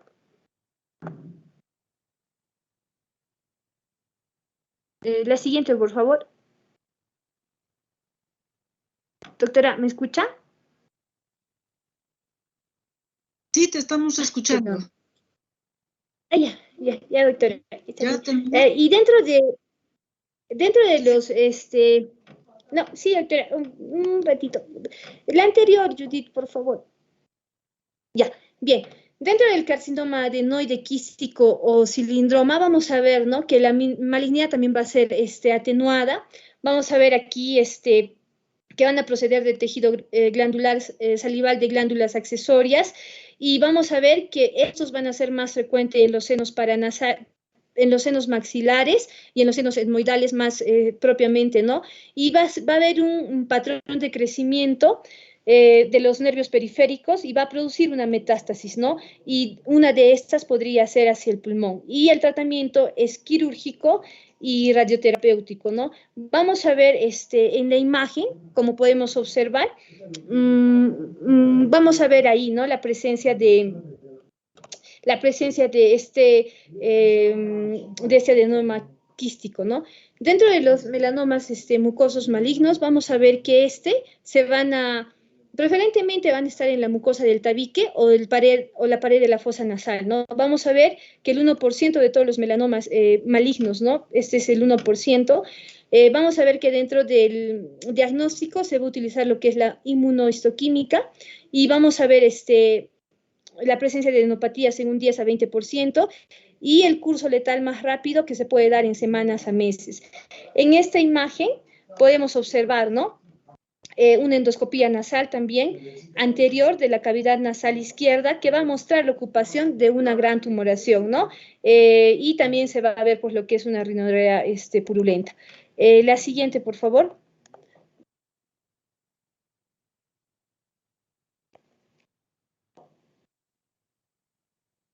Dentro de la siguiente, por favor, dentro de los linfomas reticulares, vamos a ver a los siguientes, ¿no? Vamos a ver a los linfomas y a los plasmocitomas. Dentro de los linfomas, vamos a ver que van a ocupar el 5 a 8% de los linfomas extranodales de cabeza y cuello. Aquí vamos a ver que son tumores no epiteliales más frecuentes de la fosa nasal y como podemos observar en esta imagen, vamos a ver cómo han ocupado, ¿no? Y el crecimiento que tienen, ¿no? Y vamos a ver que va a ser una biopsia profunda y el tratamiento va a ser una quimioradioterapia y dentro de estos vamos a ver dos, ¿no? Que son los linfomas malignos no Hodgkin de células B y los linfomas de células T. Dentro de los plasmocitomas, como podemos observar aquí, vamos a ver que estas van a ser solitarias, van a ser lobuladas, como podemos observar en la imagen. Va a haber fosas las fosas de localización, donde se van a encontrar más frecuentes van a ser en las fosas nasales, ¿no? Y el diagnóstico va a ser la búsqueda de afectación simétrica y algunos van a evolucionar a mieloma múltiple y en caso del plasmocitoma solitario, su tratamiento es quimioterapia. Como podemos observar en esta imagen, vamos a ver aquí que esta imagen más que todo se centra en lo que es la coana nasal posterior. Vamos a observar que se va a estar entre el tabique nasal hacia la derecha y entre el cornete inferior hacia la izquierda, ¿no? Y vamos a ver que esta va a estar obstruida por esa tumoración que estamos viendo, ¿no? La siguiente, por favor. Y ya para acabar vamos a ver los tumores malignos de los senos paranasales. Estos van a ser poco frecuentes, pero sí existen, ¿no? Van a ser los más comunes en el maxilar superior y en el seno etmoidal, ¿no? Y vamos a ver la localización que va a ser también en el seno frontal y también se van a poder localizar en el seno esfenoidal. Dentro de estos vamos a ver los tumores malignos del hueso y de los senos maxilares. Vamos a ver aquí que van a ubicarse más que todo en la región del hueso maxilar y dentro de la etiología no hay una causa propiamente dicho, pero se podría decir que va a haber una inflamación crónica del seno y eso nos tiene que llamar la atención, ¿no? Y también al interior de la cavidad no se va a presenciar síntomas y en el nivel del paladar o la región gingivolabial puede haber signos y síntomas tempranos como tal vez una congestión, puede haber una hipervascularización, ¿no? La siguiente, por favor. Y dentro de la clasificación de estos, vamos a ver que se van a clasificar en tumores epiteliales. Dentro de estos también van a estar carcinomas epidermoides, que estos van a ser los más frecuentes del seno maxilar. El carcinoma adenoide quístico, que no va a ser muy frecuente. Vamos a tener los tumores conjuntivos, que van a ser los menos frecuentes. Y dentro de estos van a estar los sarcomas, fibrosarcomas, los osteosarcomas, los mixosarcomas y los linfosarcomas. Y también vamos a ver los melanomas malignos, ¿no? La siguiente, por favor. Dentro de la sintomatología, vamos a ver que va a haber dolor, ¿no? Va a haber una odontalgia y esto, cuando va a afectar a la región superior del maxilar, va a haber una neuralgia en la región del nervio infraorbitario, ¿no?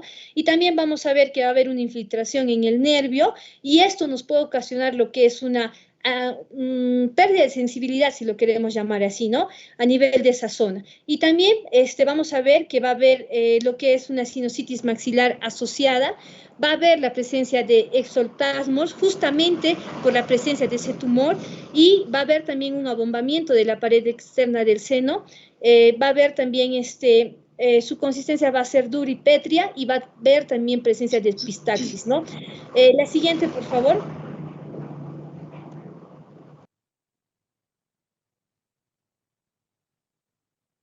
Y en cuanto a los tumores malignos del seno paranasal, vamos a ver que estos van a ser los más frecuentes.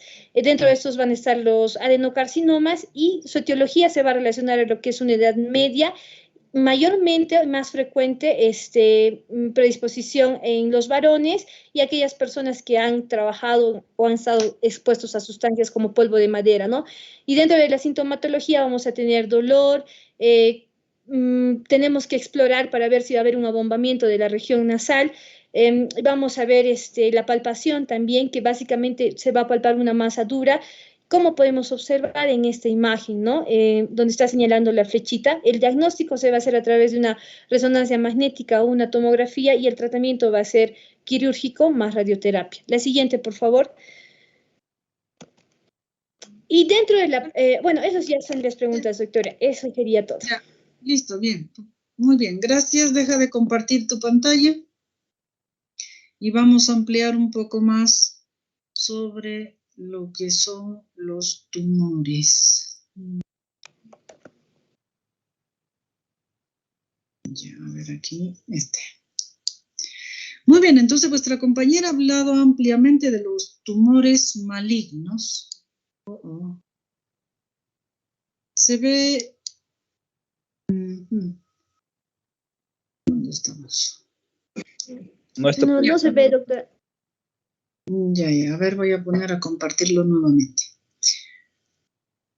Bien, y decíamos, para recordar, ya ha mencionado vuestra compañera todos los tumores malignos que pueden haber a nivel de nariz y senos paranasales, y que recordar que también cuanto más posterior sea el tumor, vale decir seno esfenoidal, etmoidal posterior, etcétera, su pronóstico es mucho peor, ¿no? ¿Se ve ahora mi pantalla, chicos? Hola, chicos. Sí, doctor, sí se está viendo, doctora. Ya. Muy bien. Entonces vamos a hablar un poco de los tumores benignos que también podemos encontrar a nivel de la nariz.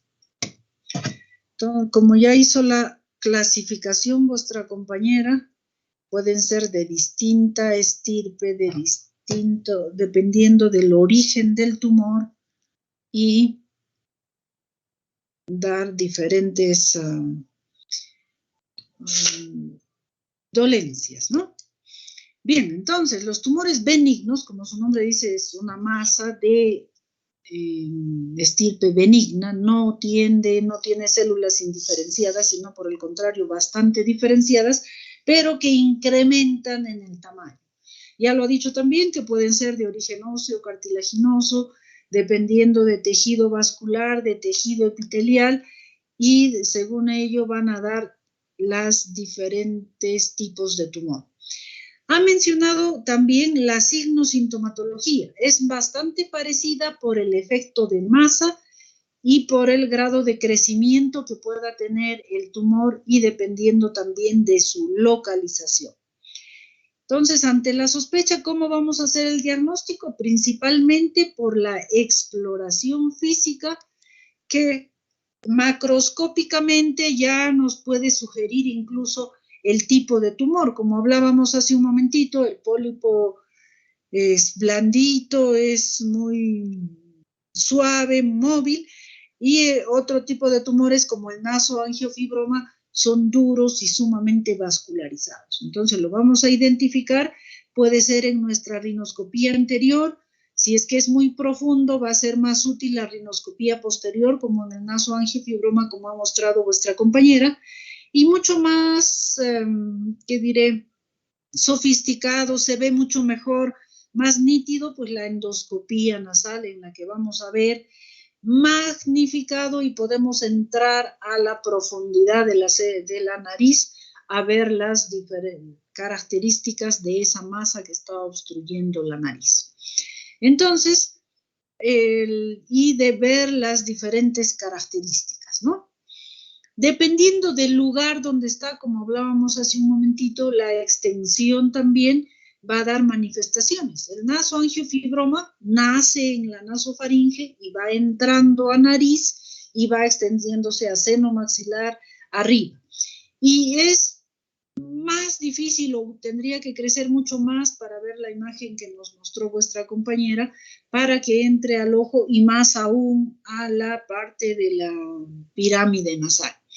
Pero igual dependiendo dónde está localizado el tumor vamos a tener las diferentes manifestaciones. Entre los tumores más frecuentes de origen benigno están los mucoceles. Mucocele es básicamente un tumor cuyo contenido es moco. Generalmente alguna glándula se ha obstruido y como produce moco, pues se va juntando y formando una masa, y dependiendo del tamaño, incluso puede, a pesar de ser benigno, erosionar el hueso y aparecer. El mucosele es más frecuente a nivel del seno frontal y de los senos etmoidales. Incluso a nivel del seno frontal, como puede carcomer, puede destruir la calota anterior y protruirse hacia la parte frontal. Otro tumor benigno también es el osteoma, osteohueso-oma tumor de hueso, que es muy frecuente a nivel de los senos etmoidales y pues tienen un crecimiento muy lento y depende si obstruye o no el ostium, puede dar sintomatología más o menos obstructiva.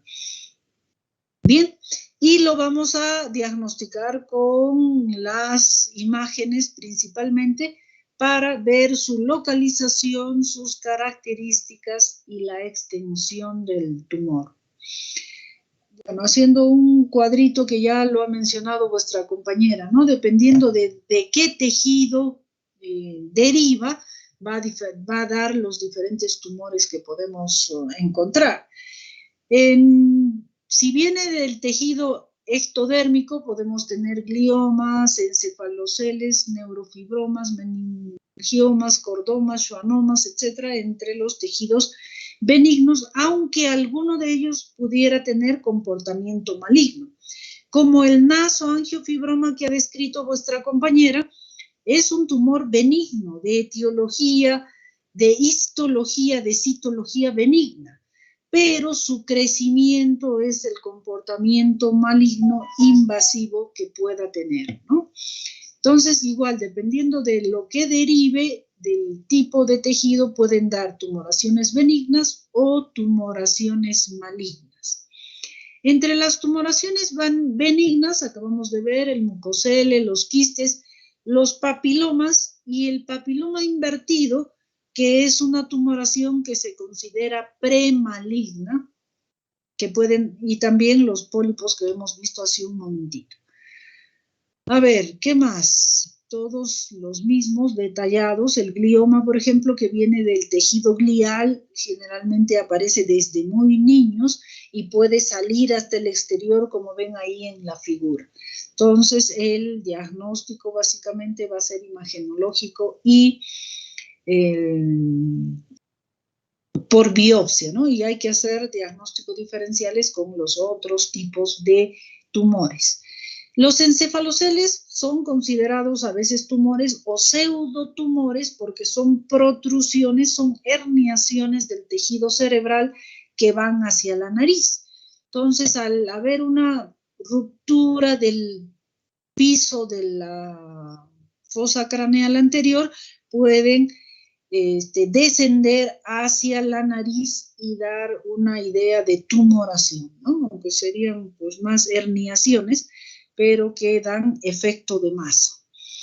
En los tumores, como les digo, pueden ser a distinto nivel, pueden ser también a nivel de los senos paranasales y dependiendo de su contenido del tiempo pueden ir haciendo invasión y hacia donde invadan van a dar la siguiente sintomatología. Por ejemplo, ven este tumor que ha roto la lámina papirácea y está empujando el ojo, entonces da exoftalmos. Si es que afecta el nervio oftálmico, pues da ceguera, por ejemplo. Bien, entonces los schwannomas son tumores de la vaina de Schwann de los nervios, puede haber a nivel nasal, su principal sintomatología la obstrucción, no así cuando es a otro nivel que puede dar mayor tipo de complicaciones. Los tumores benignos dependientes del tejido epitelial pueden ser papiloma invertido. Este es un tumor que tiene mucho que ver con el papilomavirus que va degenerando. Hemos visto en la imagen que mostró vuestra compañera que generalmente nace en la pared lateral nasal a nivel de los cornetes y de ahí va creciendo hacia la luz de la fosa nasal y va creciendo también hacia el interior del seno maxilar y va destruyendo y después con el tiempo, si es que no se trata adecuadamente, eso va degenerando en un carcinoma epidermoide y pues ya el tratamiento pasa a ser de tipo oncológico. ¿Qué más? Pueden haber pequeños quistes, por ejemplo aquí como lo ven, a nivel de la piel básicamente, a nivel del vestíbulo, que pueden ser de contenido sebáceo, de contenido quístico. Los mucoceles que tienen contenido mucoso, el más frecuente a nivel del seno frontal y de los senos etmoidales. Estos mucoceles, miren ustedes esta bolsa llena de moco, podría sobreinfectarse y en todo caso ya ser un mucopiocele, que ya sería una sobreinfección. El tratamiento de todos los tumores, por supuesto, es básicamente quirúrgico para extirpar esa masa y permeabilizar las fosas nasales y, por supuesto, prevenir complicaciones a nivel de las estructuras aledañas. A ver, ¿qué más decirles? Hay un tipo de patología de tipo tumoral que incluso lo han tocado vuestros compañeros cuando han hablado de sinusitis. Han hablado de sinusitis polipoidea y sinusitis sin pólipos, ¿no? Lo cierto es que estos pólipos son unas masas benignas que crecen a nivel de los meatos medios y de ahí se van extendiendo y ocupando los senos etmoidales, maxilares, la fosa nasal. Generalmente son bilaterales, simétricos, de un crecimiento lento, progresivo.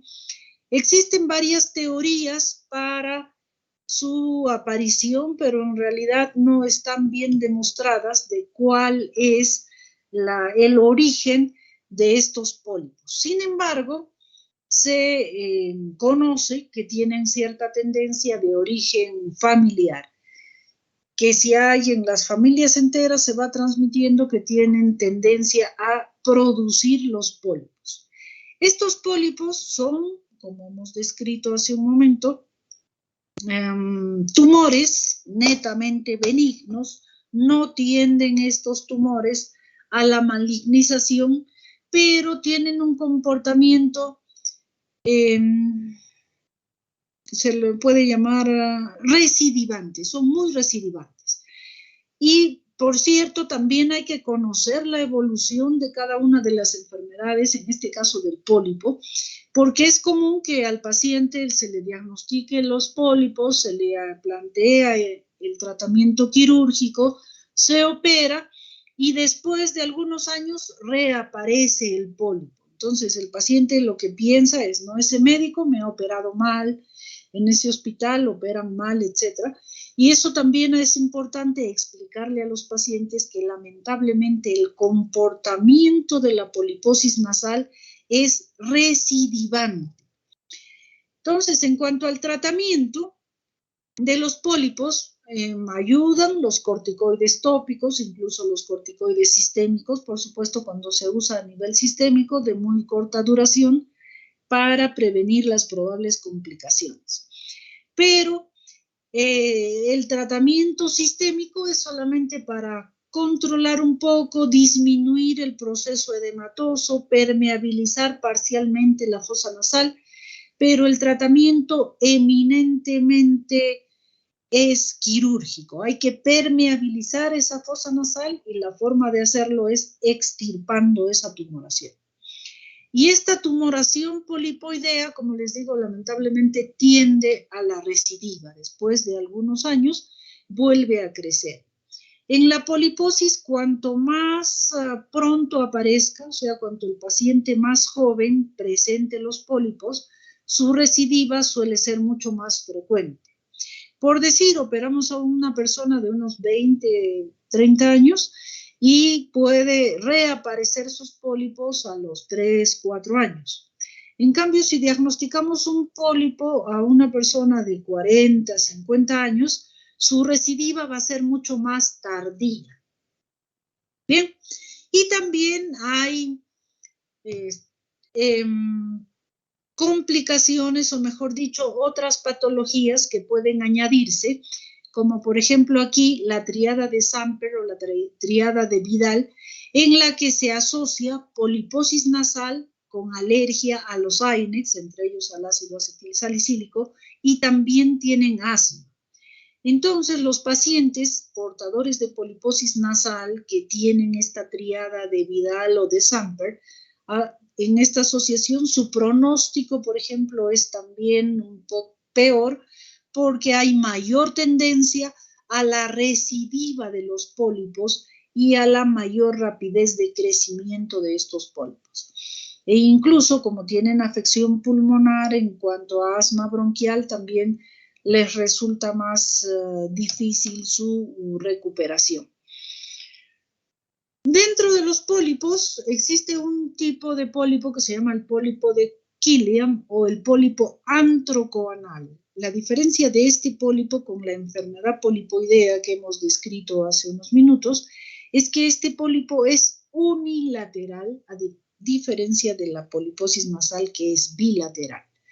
Y se llama pólipo antrocoanal porque ocupa el antro y el pólipo, pareciera salir el pólipo del seno maxilar y hacia la nariz y luego va hacia la coana. Por eso se llama antrocoanal, que suele ser unilateral y el tratamiento, por supuesto, también eminentemente quirúrgico. Puede haber otros tumores, el papiloma de piel, la famosa verruga que la conocen, el papiloma exofítico, o el papiloma invertido, que ya está más, como hemos dicho, en la parte interna, en la pared lateral, y que tiende a crecer y con el tiempo tiende a malignizarse y llegar a un carcinoma, Por eso también se le llama al papiloma invertido como tumor premaligno. Si lo vemos en alguna medida, puede parecerse al pólipo, que puede verse en algún momento así amarillo, nacarado, pero es más duro y más sésil. La poliposis nasal es móvil, pediculada, tiene un pedículo por el cual pendula, en cambio esto está adherido a los tejidos y es de una consistencia más dura. Muy bien. Y bueno, los hemangiomas y angiomas, que ya vuestra compañera lo ha descrito en su exposición. ¿Alguna duda, pregunta, chicos? ¿Hasta ahí? Doctora, una consulta. Dime. De los poliposis, ¿la recidiva solamente va a depender de la edad o también hay algún factor que podría desencadenar, ¿no? Sobre todo en los adultos, ya que dice que no sé, que mientras más edad tenga es menos frecuente su recidiva? No existe básicamente, como digo, no está muy bien demostrado su origen, existen varias teorías. Sin embargo, existe sí una tendencia genética y un tipo de evolución recidivante, pero no hay algo de que, pues, no sé, que esté expuesto a algo, lo empeore o algo así. Simplemente observaciones de que hay esa tendencia de mayor rapidez de crecimiento o, por ejemplo, la triada que acabamos de mencionar, de Samper, de Vidal. ¿Por qué en este paciente tiene esa triada y el otro no tiene? Pero sí está demostrado que el que tiene la triada tiene peor pronóstico por mayor recidiva, mayor celeridad en las recidivas. No sé si me dejo entender, Jacqueline. Sí, doctora, gracias. Muy bien, ¿alguna otra pregunta? Muy bien, vamos a hablar un tema que es muy importante en nuestro medio, muy frecuente, que es la leishmaniasis. Como ustedes saben, la leishmaniasis es una enfermedad parasitaria que data de muchísimo tiempo. Ha sido estudiada, bueno, se ha encontrado en las cerámicas muy antiguas, en Perú, Nazca, Mochica, etc. Lo han descrito diversos estudiosos en diversas épocas, y se ha demostrado que la leishmaniasis es una enfermedad producida por un protozoario que es transmitido por a través de un mosquito, ¿no? Que pica, sobre todo las hembras, que pican a la persona, succionan la sangre y le depositan los parásitos, y estos colonizan, pasan al torrente sanguíneo y colonizan a la persona. En Perú y sobre todo en Cusco es importante porque es una enfermedad endémica que afecta sobre todo en la zona de la selva, porque en la selva es donde existen estas lutsomías que pican a la persona y transmiten la enfermedad. Sin embargo, Cusco como departamento y como ciudad es la que maneja un gran porcentaje de la patología de leishmaniasis. ¿Por qué? Porque la gente campesina, obrera, en algunas épocas del año migra hacia la zona de la selva a buscar recursos económicos, pues trabajar en café, lavaderos de oro, etc. Y ahí es donde se contaminan de esta enfermedad y generalmente regresan pues con la picadura de los mosquitos. Incluso pueden coexistir con otras enfermedades como la tuberculosis y el SIDA, y regresan de la selva pues portadores de esta enfermedad y desarrollan aquí, y como son oriundos de la zona esta andina, pues son tratados aquí, ¿bien? Aunque no se transmitan aquí. Entonces, esta zoonosis transmitida por la lutsomía, que las hembras, el momento de picar al mamífero, en este caso al humano, pues inocula los promastigotes, hacen todo su ciclo y luego se convierten en amastigotes. Esta es la zona donde es más endémica la leishmaniasis en el Perú. ¿Qué más? Les digo que, bueno, la típica, la característica, el cuadro clínico que tiene la leishmaniasis mucocutánea aparece generalmente a nivel cutáneo primero, en el lugar de inoculación que ha hecho el mosquito. Aparece una úlcera poco profunda de bordes indurados que produce unas pequeñas costras por la producción de un líquido amarillento.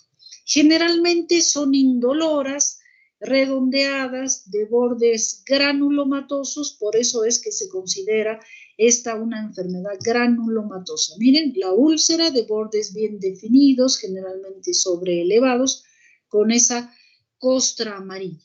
Entonces, esta lesión de la piel tiene la característica de sanar muy difícilmente. A veces incluso para sanarla le echan ácido de carro y N cosas para tratar la lesión de la piel, pero lo que no saben es que después va a aparecer la lesión mucosa. Cuando esta enfermedad se hace mucosa, generalmente ya ha cicatrizado la lesión externa y normalmente aparece a nivel nasal. A nivel nasal, los pacientes refieren una rinorrea, prurito a nivel de la nariz, y cuando vemos la nariz por dentro, vamos a ver un tejido granulomatoso que va invadiendo la mucosa nasal, va destruyendo el cartílago nasal, va creando costras, y este tejido granulomatoso va destruyendo y avanzando hacia la pared posterior. Al destruir, como hemos hablado alguna vez, el cartílago septal, en todo caso va a caer la nariz y va a hacer deformidades de silla de montar o nariz de tapir, porque se cae la nariz y hay perforaciones del septum nasal por la destrucción del cartílago cuadrangular de la nariz. Este esta lesión normalmente va avanzando hacia el velo del paladar, que sería la continuación de la nariz, invade el velo del paladar y en este momento es cuando a nivel de la boca, en el paladar, vemos una congestión a nivel del borde de la unión del paladar blando y el paladar óseo, que se extiende hacia la úvula, que es la famosa cruz de Escomel. Esta invasión granulomatosa y congestiva se extiende a la úvula, luego se extiende a los pilares posteriores y anteriores y luego va descendiendo hasta la laringe. A nivel de la laringe destruye la epiglotis y invade los aritenoides, las cuerdas vocales, y produce una típica disfonía. Entonces, a nivel nasal, recuerden que podemos ver ese tejido granulomatoso y siempre preguntar por el antecedente de si ha venido, si ha estado, si ha vivido un tiempo en la selva, si ha tenido el diagnóstico de la UTA y si le han hecho el examen. Y podemos ver a este tejido, se llama granulomatoso porque parecen así muchos gránulos que invaden la nariz, el paladar y, como les digo, puede ir descendiendo a laringe y faringe. La biopsia de este tejido nos ayuda muchísimo a diagnosticarlo y si el informe anatomopatológico nos habla de leishmania, de presencia de amastigotes, pues ya confirmamos el diagnóstico. O puede ser también por un raspado y frotis buscando los amastigotes en esta lesión que nos confirmarían el diagnóstico. Puede hacerse la prueba de Montenegro, que es una reacción de intradermoreacción. Puede hacerse una prueba de ELISA para leishmaniasis y también cultivo de la lesión para confirmar el diagnóstico. Y una vez que el diagnóstico está confirmado, pues el tratamiento básicamente son los antimoniales pentavalentes que se dan al paciente y si hay una lesión amplia de la mucosa y si no responde adecuadamente a los antimoniales pentavalentes, se usa la anfotericina B para controlar la enfermedad esta de la leishmaniasis. Muy bien, chicos, hasta ahí, ¿dudas, preguntas?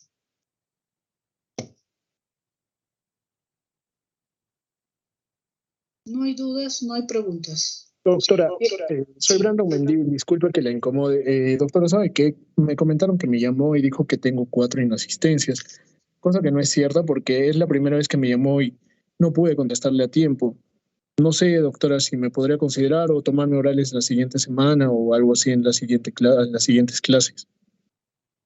Muy bien, pero mire, bueno, aquí tengo anotado las veces que yo te llamé, no contestaste, hoy, por ejemplo, no contestaste. En el Meet también aparece el listado de asistentes y pues no has estado, ¿eh? Por eso es que te he estado considerando faltas. Sí, doctora, pero como le digo, yo le puedo mostrar mi pantalla y estoy conectado desde las 2:10 de la tarde y también está mi registro de asistencias de las otras clases. Sí ingresé tarde, sí, pero no es que no haya contestado las llamadas o no le haya contestado, doctora. Pero hace un rato no me has contestado, ¿sí o no? Sí, o sea, es la única vez que me llamó porque nunca escuché pero mi de nombre. los días anteriores tengo también así consignado. Pero bueno, doctora, sí, perdón, creo que sí, la anterior semana para las preguntas no llamó al grupo de MN, porque a mí tampoco me llamó esa semana. Y esta semana llamó